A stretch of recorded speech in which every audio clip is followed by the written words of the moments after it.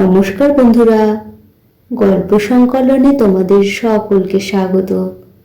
আশা করি সকলেই খুব ভালো আছো।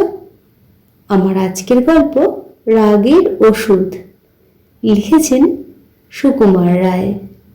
গল্পটি সুকুমার রায়ের লেখা কিশোর গল্প সমগ্র থেকে নেওয়া হয়েছে। শুরু করছি গল্প রাগের ওষুধ। কেদারবাবু বড় বদরাগী লোক। যখন রেগে বসেন কাণ্ডজ্ঞান থাকে না। একদিন তিনি মুখখানা বিষণ্ণ করে বসে আছেন।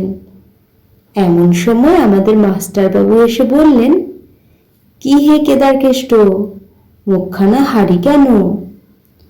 কেদারবাবু বললেন, আর মশাই বলবেন না, আমার সেই রূপোর বাঁধানো হুঁকোটা ভেঙে 7 টুকরো হয়ে গেল। মুখ হাড়ির মতো হবে না তো কি পদ্মের মতো হবে? মাস্টারমশাই বললেন, বলো কি হে, এ তো কাচের বাসন নয়, কি মাটির পুতুল নয়, অমনি খামোখা ভেঙে গেল, এর মানে কি? কেদারবাবু বললেন, খামোখা ভাঙতে যাবে কেন? কথাটা শুনুন না। হলো কি, কাল রাত্রে আমার ভালো ঘুম হয়নি। সকালবেলায় উঠেছি, মুখ হাত ধুয়ে তামাক খেতে বসবো।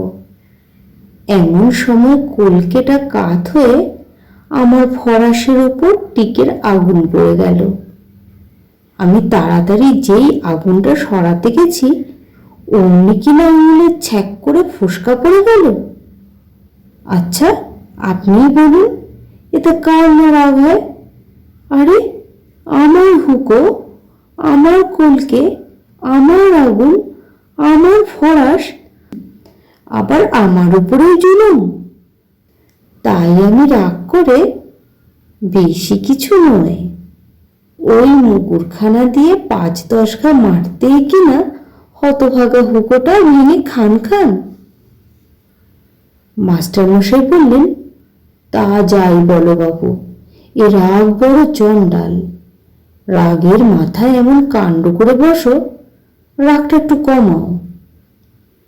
কমাও তো বললেন, রাগ যে মুখের কথায় বাঘ মানবে, এ রাগ আমার তেমন নয়।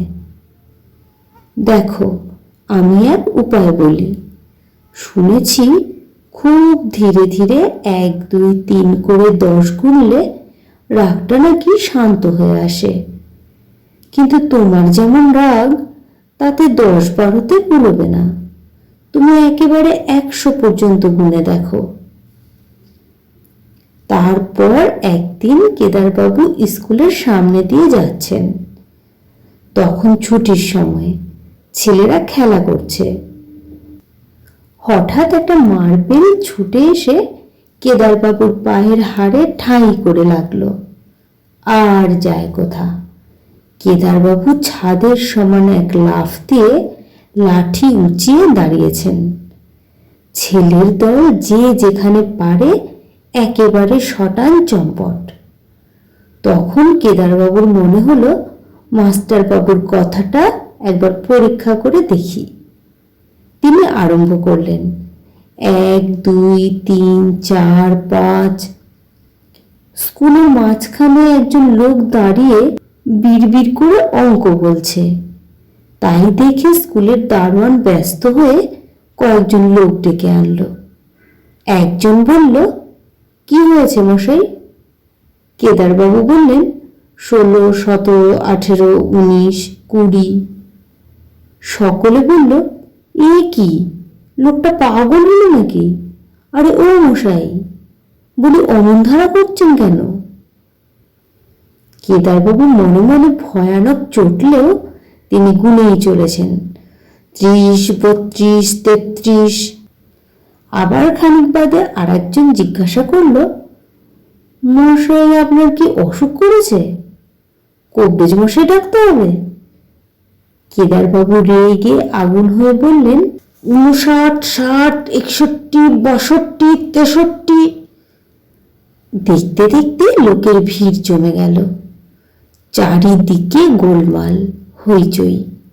তাই শুনে মাস্টারবাবু দেখতে এলেন। ব্যাপারখানা কি? ততক্ষণে কেদারবাবুর গোনা প্রায় শেষ হয়ে এসেছে। তিনি দুই চোখ লাল করে লাঠি ঘোরাচ্ছেন আর বলছেন, 96, 97, 98, 99, 100। কোন হতভাগা লক্ষ্মী ছাড়া মিথ্যাবাদী বলেছিল 100 গুনলে রাগ থামে? বলেই ডাইনে বায়ে দুমদাম লাঠির ঘা। লোকজন সব ছুটে পালালো, আর মাস্টারমশাই এক দৌড়ে সেই যে ঘরের মধ্যে ঢুকলেন, আর সারাদিন বেরোলেন না।